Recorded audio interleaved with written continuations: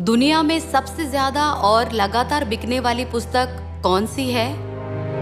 वह बाइबल है।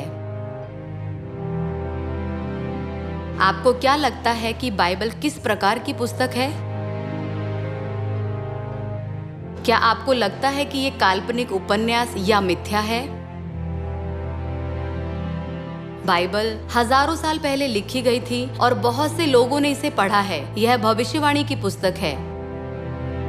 बाइबल की भविष्यवाणियों में अतीत, वर्तमान और भविष्य की बातें शामिल हैं। तब क्या वे भविष्यवाणियां पूरी हुई हैं? यदि अब तक की भविष्यवाणियां पूरी हुई हैं, तो भविष्य के बारे में भविष्यवाणियां भी निश्चित रूप से पूरी होंगी। और वे भविष्यवाणियां सीधे आपके जीवन से संबंधित हो सकती हैं। यही सबसे बड़ा कारण है कि हम बाइबल का अध्ययन करते हैं। क्या बाइबल की भविष्यवाणियां सच में पूरी हुई हैं?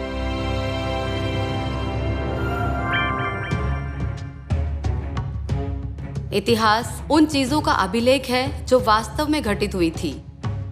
लेकिन बाइबल में ऐसे कई अभिलेख हैं जो वास्तव में घटित होने से पहले ही लिखे जा चुके थे। दानियल की पुस्तक में कुछ देशों के बारे में, जिन्हें हम अच्छी तरह से जानते हैं, उनकी स्थापना से लगभग 1000 साल पहले ही दर्ज किया गया था। हे राजा, जब तू देख रहा था तब एक बड़ी मूर्ति देख पड़ी। उस मूर्ति का सिर तो चोखे सोने का था, उसकी छाती और भुजाएं चांदी की, उसका पेट और जांघें पीतल की, उसकी टांगें लोहे की और उसके पांव कुछ तो लोहे के और कुछ मिट्टी के थे। स्वप्न तो यूं ही हुआ, यह सोने का सिर तू ही है। यहाँ कहा गया है कि बेबीलोन यानी बेबीलोनिया सोने का सिर है। तेरे बाद एक राज्य और उदय होगा जो तुझसे छोटा होगा। बेबीलोन को पराजित करने वाला राज्य मादी फारस है। फिर एक और तीसरा पीतल का सा राज्य होगा जिसमें सारी पृथ्वी आ जाएगी। मादी फारस को पराजित करने वाला राज्य यूनान है।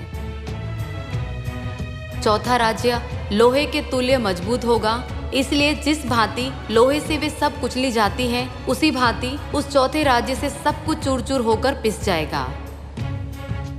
वह राज्य जिसने यूनान के शक्तिशाली राज्य को पराजित किया, वह रोम का साम्राज्य था। तूने जो मूर्ति के पांवों और उनकी उंगलियों को देखा, जो कुछ कुम्हार की मिट्टी की और कुछ लोहे की थी, इससे वह चौथा राज्य बटा हुआ होगा। इतिहास में एकमात्र देश जो 10 देशों में विभाजित था, वह रोम का साम्राज्य था। उस समय दानियल की पुस्तक को केवल एक कहानी के रूप में माना जाता था, लेकिन सभी भविष्यवाणियां जैसे लिखी गई थी वैसे ही इतिहास में पूरी हुई। मानव जाति को इतिहास के द्वारा इसकी पुष्टि करने के लिए समय लगा और बाइबल के अभिलेख सत्य साबित हुए।